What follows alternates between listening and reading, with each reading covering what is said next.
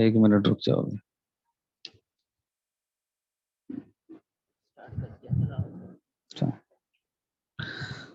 बिस्मिल्लाहिर्रहमानिर्रहीम. अस्सलाम वालेकुम रहमतुल्लाहि व बरकातुह. उम्मीद है कि आप खैर आफियत से होंगे. सबसे पहले कुरान पाक की तिलावत करते हैं, फिर इंशाल्लाह सबक शुरू करते हैं. अऊज़ु बिल्लाहि मिनश शैतानिर रजीम. बिस्मिल्लाहिर रहमानिर रहीम. كافها يا عين صاد ذكر رحمة ربك عبده زكريا إذ نادى ربه نداء خفيا قال رب إني وهن العظم مني واشتعل الرأس شيبا ولم أكن بدعائك رب شقيا وإني خفت الموالي من ورائي وكانت امرأتي عاقرا فهب لي من لدنك وليا يرثني ويرث من آل يعقوب واجعله رب رضيا يا زكريا إنا نبشرك بغلام اسمه يحيى لم نجعل له من قبل سميا صدق الله العظيم.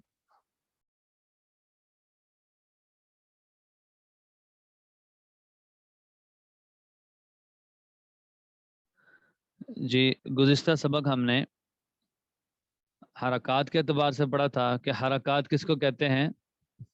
ज़बर ज़ेर और पेश को हरकात कहते हैं. इसके बारे में मुकम्मल बात पढ़ी थी. फिर हमने हरकात में बुनियादी जो 2-3 चीज़ें हैं कि उनका ख्याल रखना ज़रूरी है, उस पर हमने तवज्जो की थी कि सबसे पहली चीज़ क्या थी कि हरकात ज़बर ज़ेर पेश को कहते हैं और जिस हरफ के ऊपर कोई हरकत आ जाए उस हरफ को मुतहर्रिक कहते हैं. हम कहते हैं कि हरफ मुतहर्रिक है, उसकी वजह यह है कि उसके ऊपर नीचे कोई हरकत आ गई. और फिर उसके बाद ये था कि जो ज़बर ज़ेर पेश है इनको लंबा नहीं करना. ठीक है, कल हमने उसकी तफसील के साथ उसकी प्रैक्टिस की थी. ज़बर की अलग हमने मशक की थी, ज़ेर की अलग और पेश की अलग. कि ज़बर को भी नहीं खींचना कि अलिफ बन जाए और ज़ेर को भी नहीं खींचना कि या बन जाए, और पेश को खींचेंगे तो क्या बनेगा? वाव. तो हमने इसका हरूफ इल्लत इसको कहते हैं, हरूफ मद्दा भी कहते हैं जो हमने पढ़े हैं, उनका इजाफा नहीं करना. आज के सबक में जो कुरान पाक में इस्तिलाहात इस्तेमाल होती हैं, मिसाल के तौर पे हरकात हैं, तनवीन है, जहाँ बहुत सारी चीज़ें हैं, उनमें से एक चीज़ और का इजाफा है, वो है जज़म. याद रखिए, जज़म कहते हैं सुकून को. ये दोनों मुतरादिफ हैं, यानी सुकून जज़म को कहते हैं और जज़म किसको कहते हैं? सुकून को. दोनों एक दूसरे के नाम, इसको कहते हैं मुतरादिफ, एक ही किस्म के नाम. कुरान पाक में इसका भी इस्तेमाल हुआ है, लेकिन इसमें एक बात समझें कि जो जज़म वाला हर्फ है वो बजाते खुद कुछ भी नहीं है.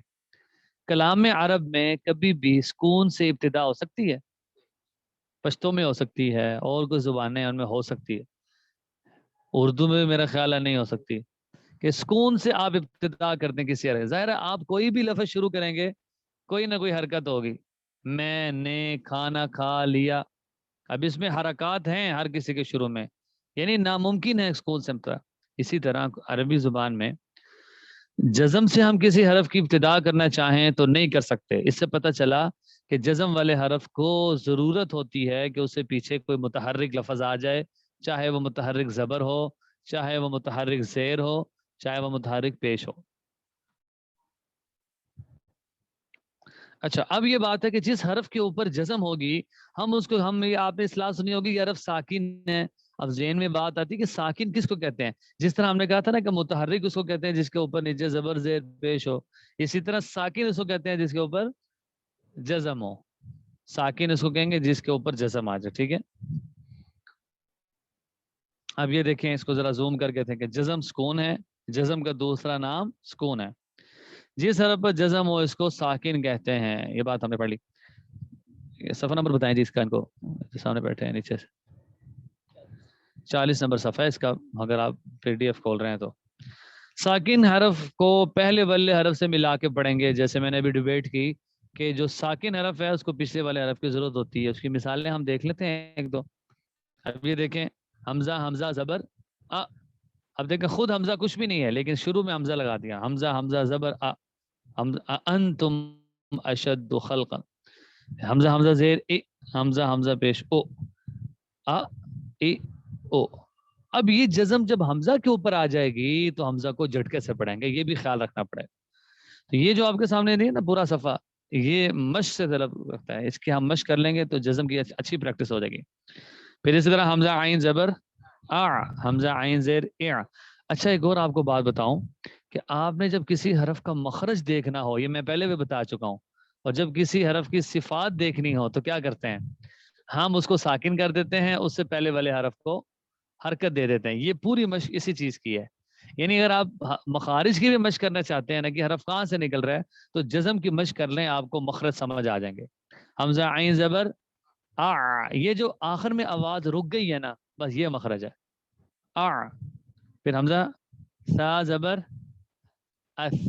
اب کبھی بھی ہم اس نہیں پڑھیں گے کیونکہ ہے ہی اس تو ہے ہی نہیں. حمزہ, حمزہ سا زیر اس. حمزہ سا پہ اس. پھر اسی طرح زال ہے. پھر اسی طرح وا ہے. انہوں نے یہ تینوں نرم حروف اکٹھے کر دیے. پھر آگے تینوں سیٹھی والے حروف کی پریکٹس کروا دی کہ حمزہ زا زبر از. جی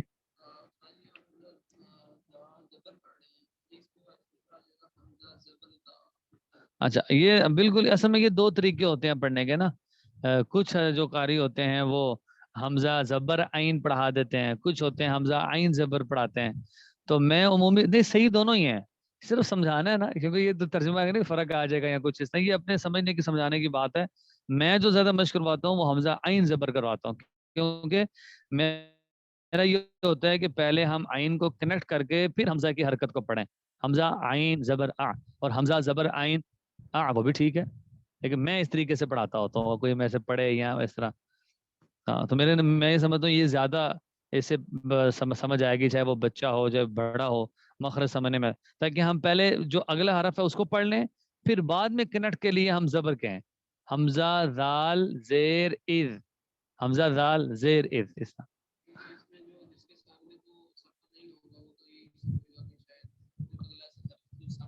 ہاں ہاں نہیں بھی ہاں ہاں ہاں بالکل, یہ بھی ہو سکتا ہے, یہ بھی ہو سکتا ہے. دونوں طریقے ٹھیک ہیں.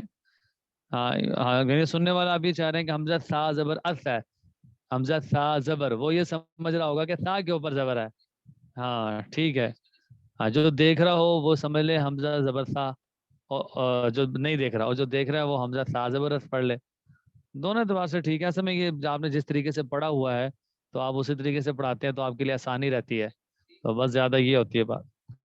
تو یہ ذا سین سواد کی ہوگی مشق, ٹھیک ہے اس میں. تو بس یہ اتنا کافی ہے. باقی اپنے طور پہ آپ پوری مشق کرنا چاہیں تو پورے صفحے کی بھی مشق ہو سکتی ہے. آگے چلیں جی, اگلا صفحہ.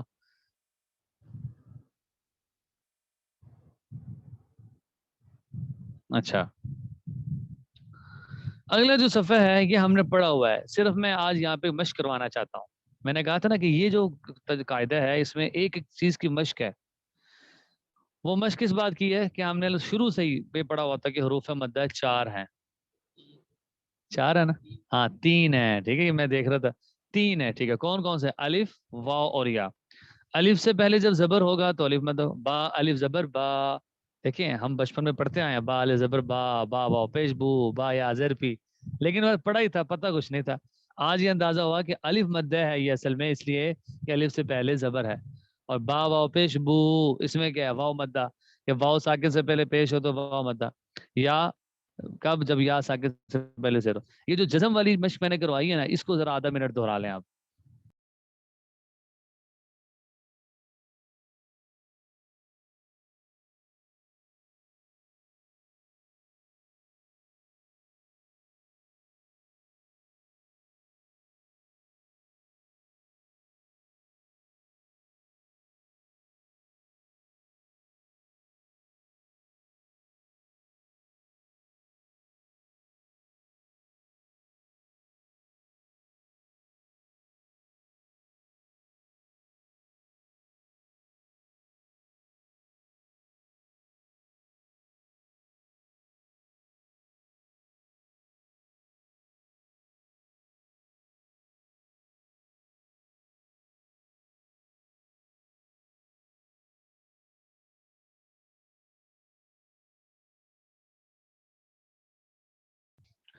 جی امید ہے کہ دوہرا لیا ہوگا.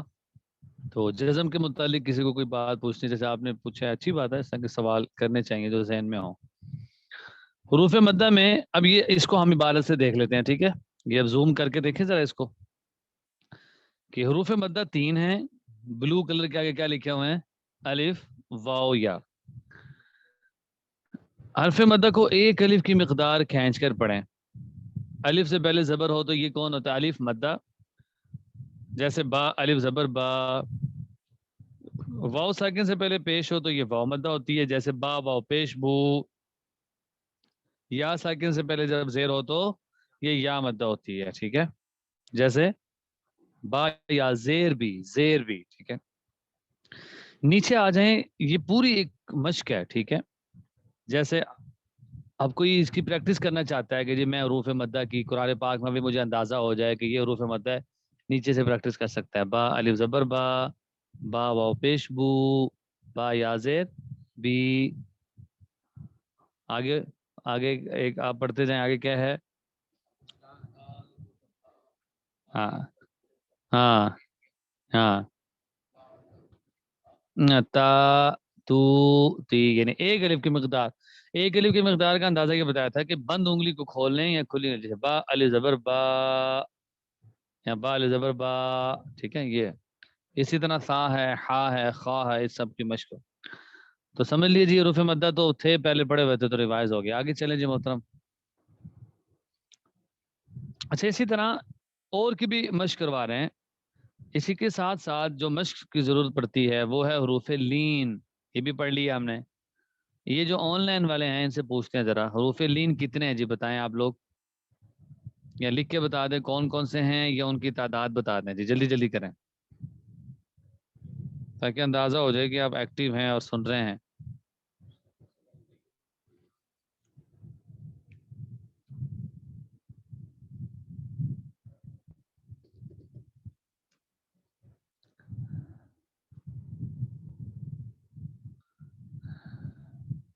جی ایک دو کا جواب آ گیا ہے, باقیوں کو نہیں پتا.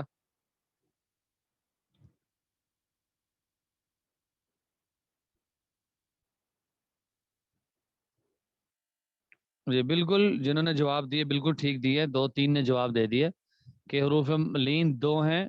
کون کون سے؟ واو اور یا.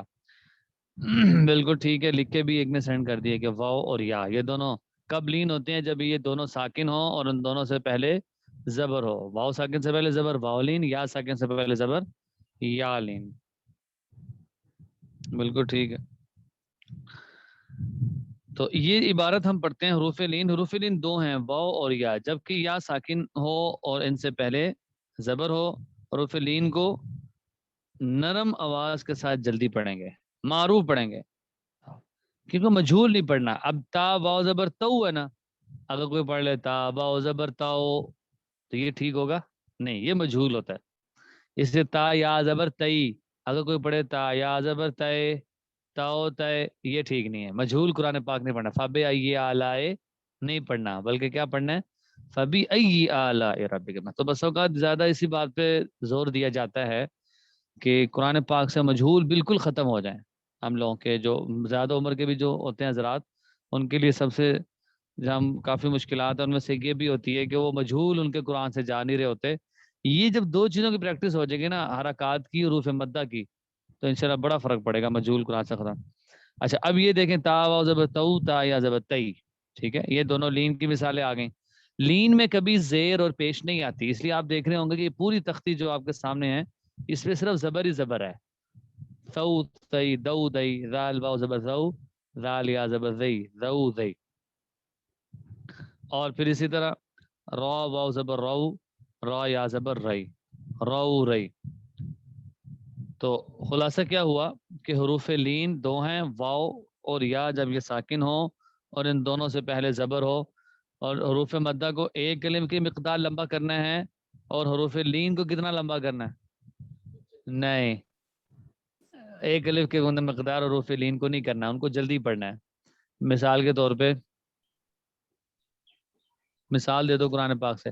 ہاں یہ ایک بات تو ذہن میں رکھیں کہ وقف میں نا حروف مدہ کو لمبا کر, حروف لین کو بھی لمبا کر سکتے ہیں. جیسے لِإِيلَافِ قُرَيْشٍ, اب دیکھیں قریش میں کیا ہے، یا لین ہے، لیکن ہم اس کو لمبا کر رہے ہیں.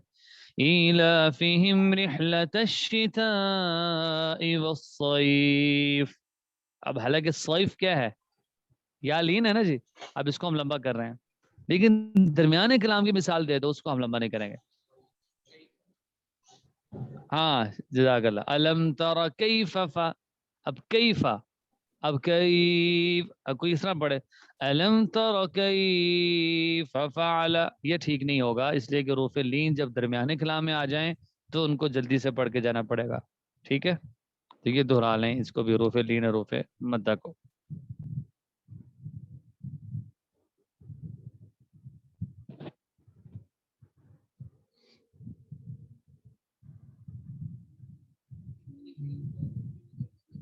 نرم